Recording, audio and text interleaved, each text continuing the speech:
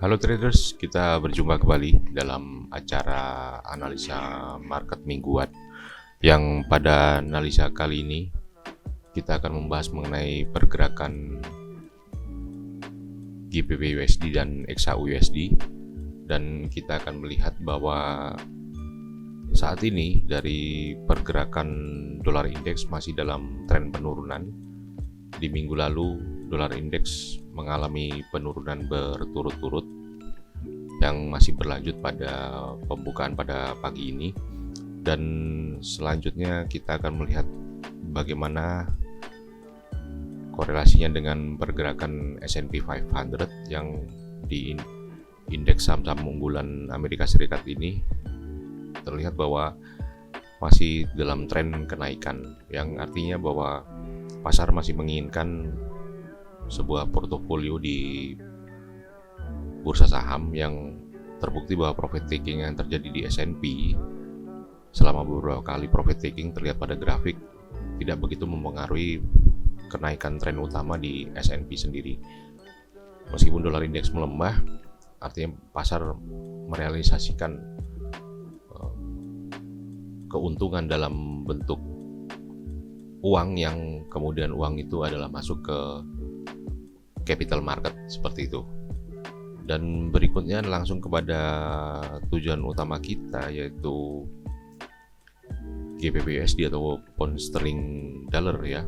Untuk time frame monthly masih dalam penutupan market dalam kenaikan, kemudian untuk time frame weekly masih dalam penutupan ini ada keseimbangan ya untuk penampilan daripada candle doji, dan untuk daily-nya sendiri juga masih dalam tampak ada doji di sini.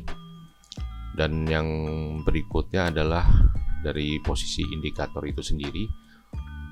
Untuk indikator-indikator yang ditampakkan di GBP USD di sini digunakan indikator MACD, kemudian indikator stokastik, kemudian indikator Williams percent range, dan yang terakhir adalah ATR atau average true range. Kita cermati bahwa dalam pergerakan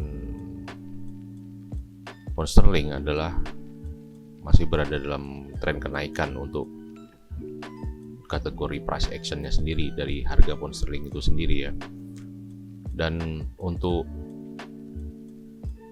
apa yang ditunjukkan oleh MACD masih menunjukkan tren penurunan.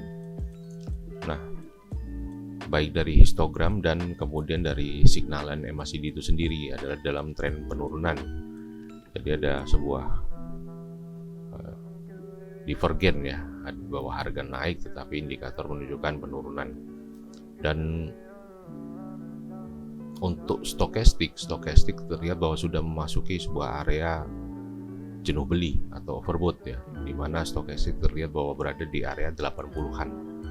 Dan area 80-an ini adalah merupakan area sebuah kejenuhan pembelian dari market, yang artinya market memiliki potensi untuk turun. Dan kemudian dari Williams, untuk Williams sendiri sudah berada di area minus 11, yang artinya sudah di atas area overbought minus 20-nya ya, melebihi. Dan ini juga merupakan suatu tanda mewaspadai adanya sebuah kondisi profit taking. Dan berikutnya untuk ATR sendiri, ATR mengalami drop ya, artinya karena ini juga masih pembukaan market ya ATR, tapi terlihat dibandingkan dengan minggu lalu ATR jelas posisinya masih di bawah sekali, range-nya masih kecil. Nah, kemudian kita bisa melanjutkan dari indikasi-indikasi yang sudah kita lihat bersama ini, bagaimana untuk ke analisa Fibonya. Dan untuk Fibonya sendiri kalau kita lihat bahwa sterling berada di antara 50%-nya dan 61,8-nya. Bahwa 50 dan 61,8 terlihat bahwa ini sebuah range yang cukup sempit bagi pergerakan sterling itu sendiri. Nah, antara 50 dan 161,8 ini adalah level kuncinya. Jika sterling bisa melewati angka 50, maka sterling akan berlanjut penguatannya ke 38,2. Namun jika pound sterling akhirnya turun di bawah 61,8, maka ruang gerak untuk kejatuhan sterling adalah lumayan besar menuju ke level 100-nya. Nah, dari support resistennya sendiri, untuk support resisten bahwa pergerakan terlihat di antara 1.37 hingga 1.39, dan pound sterling berada dalam tengahnya, ada di tengah-tengah antara 1.39 hingga 1.37. Nah, yang bisa kita cermati di sini adalah bahwa indikator menunjukkan adanya, terutama oscillator ya, menunjukkan adanya bahwa pound sterling mempunyai potensi untuk turun dulu sebentar,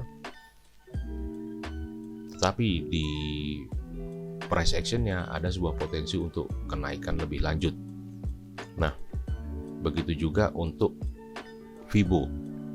Yang bisa disimpulkan saat ini adalah dari indikasi-indikasi ditunjukkan oleh indikator adalah bahwa untuk sesaat pound sterling akan turun dulu, ada sebuah penurunan sejenak sebelum akhirnya melanjutkan kenaikannya kembali. Itu adalah yang bisa kita simpulkan dari indikasi-indikasi yang ada di alat-alat indikator baik modern dan klasik yang sudah kita lihat bersama tadi. Dan berikutnya kita akan berlanjut kepada XAU atau emas, komoditi emas, yang kita lihat bahwa di time frame monthly masih tutup dalam kenaikan, weekly ada potensi penurunan, dan untuk daily ada juga sebuah potensi penurunan pada candle yang terakhir maksud saya. Dan berlanjut kepada indikatornya sendiri, untuk emas tren harganya sendiri, price actionnya sendiri masih dalam tren kenaikan.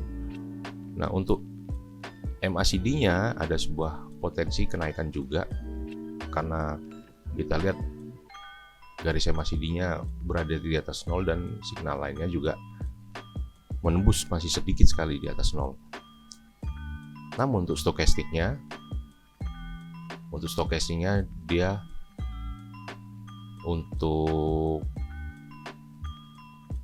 keluar dari posisi overbought ya, sudah melintasi posisi overbought-nya di sekitar 70-an.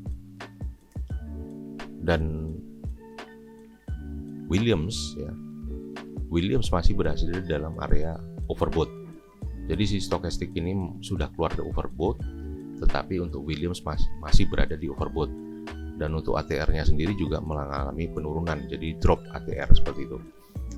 Dan ini harus kita kaji lagi dengan analisa yang berikutnya, yaitu dari Fibo-nya itu sendiri. Nah, untuk Fibo-nya sendiri dia sudah menembus 38,2 pergerakan dari XAU ini. Nah, artinya penembusan sebelumnya di 61,8, 650 dan kemudian di 38,2 ini menunjukkan minat pasar untuk menuju ke 23,6 ya. Dan ruang gerak ini cukup terbuka lebar karena kita tadi sudah melihat posisi daripada indikator-indikator yang sebelumnya. Dan terakhir,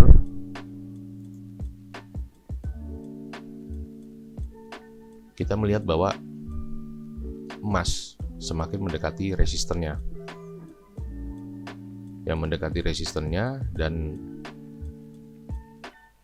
di 1832 ya, dan ini adalah sebuah kewaspadaan bahwa memunculkan potensi terjadinya sebuah breakout dengan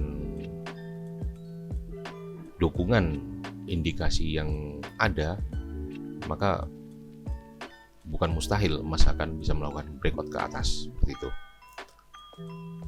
Dan apa yang kesimpulan utamanya? Kesimpulan utamanya adalah dengan price action emas yang masih naik dan MACD yang menandakan ada pergerakan kenaikan ya, dan posisi stokastik yang sudah keluar dari overbought, namun Williams-nya masih berada di overbought ya, ini berbeda ya, dan ada dropnya secara ATR. Kemudian dari berikutnya kita juga melihat posisi Fibonacci-nya dan support resistennya, maka emas masih berpotensi untuk melanjutkan tren kenaikan ya. Jadi masih ada potensi untuk tren continuation, yang tren continuation ini akan lebih dominan daripada terjadinya aksi reversal harga sejenak karena kondisi overbought-nya. Nah, diwaspadain level-level pentingnya, yaitu yang tadi sebelumnya ada level Fibo-nya, karena bisa terjadi karena dia sudah break ya untuk Fibo-nya sendiri, tapi untuk support resistennya di bagian resistennya ini belum break. Jadi penembusan 1832 ini akan merupakan sebuah titik penting, resisten penting bagi konfirmasi kelanjutan penaikan emas atau XAU USD. Baiklah, demikian saya mengucapkan banyak terima kasih atas bergabungnya rekan-rekan trader dalam acara analisa market mingguan ini, dan saya ucapkan salam dan sehat dan sukses selalu. Terima kasih.